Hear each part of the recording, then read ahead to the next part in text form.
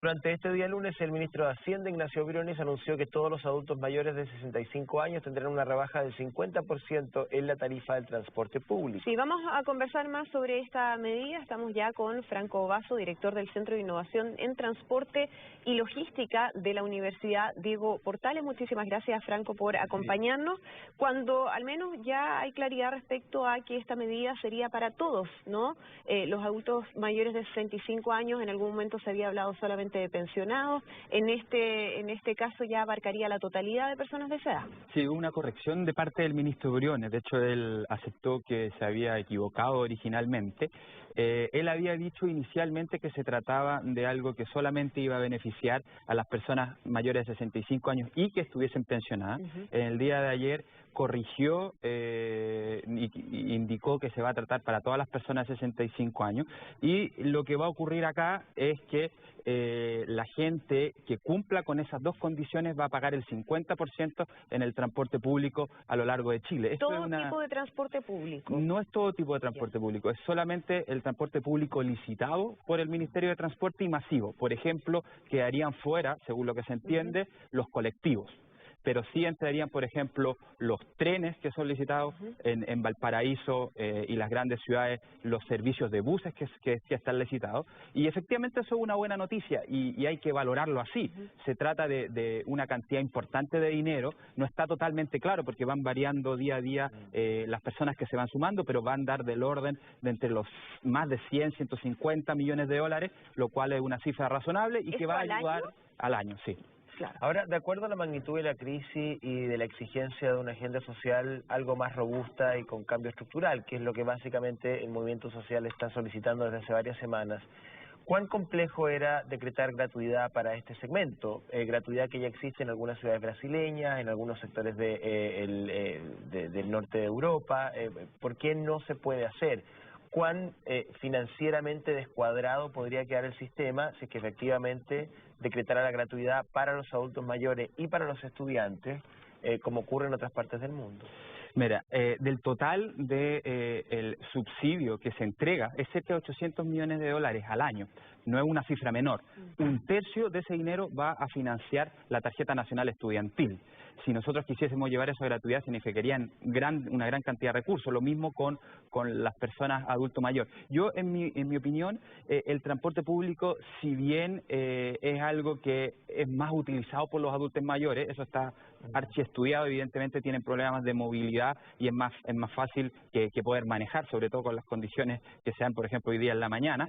El transporte público es un derecho, a diferencia del transporte privado. Por lo tanto, lo que a uno le gustaría no es que solamente los estudiantes y los adultos mayores tengan ventajas, lo cual está bien, pero a nosotros nos gustaría que todo el mundo anduviera en transporte público, incluso las personas.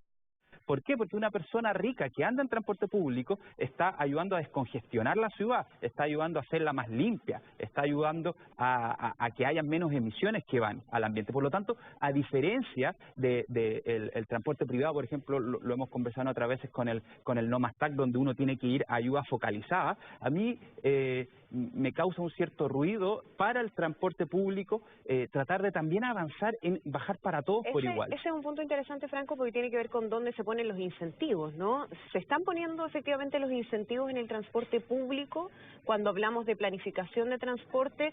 Porque conocíamos también una de las primeras medidas en relación al congelamiento o a la modificación en relación al aumento de las tarifas del TAC en las autopistas.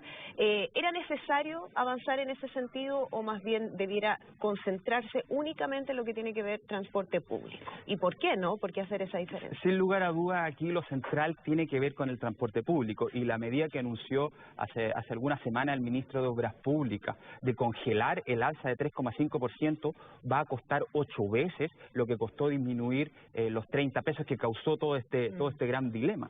Por lo tanto, efectivamente se están poniendo dinero estatales en autopistas urbanas que no son necesariamente lo que utilizan las personas de menos recursos. Pero cuando uno analiza... Pero perdón, ¿por qué se deberían poner dineros públicos en autopistas estatales? ¿Cuáles son los costos crecientes de una autopista? Sí, a ver, el contrato de concesión tenía que ver con recuperar la inversión y generar un margen de utilidad que estaba en los contratos.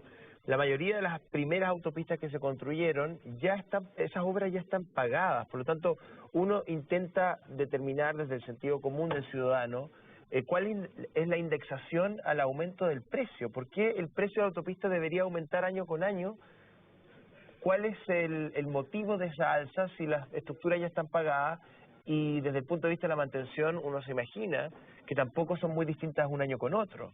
Yo concuerdo contigo. Efectivamente, inicialmente los contratos fueron hechos en condiciones muy favorables para las concesionarias, pero hay que entender también que estamos en otra época. Cuando se hicieron estas licitaciones y se hicieron las bases de licitación esencialmente en el gobierno de Eduardo Frei, no se sabía si es que iban a haber oferentes para tener un sistema free flow como el que tenemos hoy en día, que de hecho sea de paso es muy extraño en el mundo. Y los contratos justamente indicaron de que iba a ser IPC más 3,5%. Por lo tanto, cualquier modificación que quiera hacer el Estado va a tener que tener recursos públicos. Y el ministro de Obras Públicas... Pero ese número es arbitrario. ¿Corresponde a algún tipo de cálculo que diga, bueno, ese 3,5% es, no sé, el costo de mantención? Exacto, o sea, para poder entender qué hay detrás de la estadística. Ese 3,5% se hizo en base a porcentajes de crecimiento de la tasa automotriz, que efectivamente han sido mucho mayores de lo que debiesen. O sea, ellos ganan más. Ganan más de lo que creían que iban a ganar, con certeza. Ahora bien, para poder cambiar eso en un Estado de Derecho como Chile, donde se supone que somos un país serio, uno no puede llegar y modificar unilateralmente un contrato, ¿cierto? Por lo tanto, la única solución que existe es que el Estado ponga dinero. De hecho, eso es lo que está haciendo el ministro de Obras Públicas. Él dijo que no iba a haber ningún peso del Estado, eso es absolutamente falso. Las dos opciones que le indicó para poder bajar el TAC efectivamente implican dineros del Estado. Y el problema es que quienes utilizan las autopistas urbanas mayormente son personas de ingresos medios y altos. Obviamente hay personas más necesitadas que lo utilizan, pero en su mayoría favorece centralmente a estas personas. Por lo tanto, cuando ahora nos entrampamos para ver si le vamos a bajar, primero habían dicho un 20% a los adultos mayores, ahora un 50%, entonces uno dice, ¿dónde está el foco? Para bajar el 3,5% el ministro de Obras Públicas se demoró una semana. Llevamos un mes, casi 40 días del estallido social y todavía no logramos ponernos de acuerdo para ver bien cómo se va a implementar. Eso quería preguntarte, Franco, por último, ¿no? En la práctica, ¿esto cómo va a operar? Porque en otros servicios de transporte es más fácil, ¿no? Solamente mostrar el carnet de identidad y pagar una tarifa más baja. ¿Qué va a pasar en el caso, por ejemplo, del Transantiago o de la red, donde hay una tarjeta, donde esa tarjeta no tiene nombre? ¿Cómo funcionaría? Hay múltiples complicaciones. En Santiago es más fácil, pero igual hay complicaciones. Focalizándonos en el caso de Santiago, existe la tarjeta VIP. Evidentemente uno podría generar una tarjeta que sea similar a la que tienen los estudiantes secundarios para el caso de los adultos mayores. El problema es que hay que analizar bien cómo va a funcionar la integración. Hoy en día el Metro de Santiago ya tiene una tarifa rebajada para los adultos mayores. Los adultos mayores pagan 230 pesos en el Metro de Santiago. Y la tarjeta que ellos tienen es distinta a la tarjeta VIP. Claro. Por lo tanto, la pregunta es que ahora los adultos mayores van a pagar más en el Metro de Santiago, o si no, ¿cómo se va a hacer esa combinación? En regiones es aún peor la situación. En la mayoría de los lugares, las licitaciones y lo que se le paga a los choferes es por pasaje cortado, como era en la época de las micros amarillas. Por lo tanto, se va a generar el perverso incentivo de que a los abuelitos, a las personas de mayor edad, no les van a parar. Y eso es algo tremendamente terrible. Y tenemos que avanzar a poder resolverlo, y la única solución es a través de licitaciones públicas, transparentes y tecnología. De todas maneras. Franco, muchísimas gracias por acompañarnos. Que esté muy bien.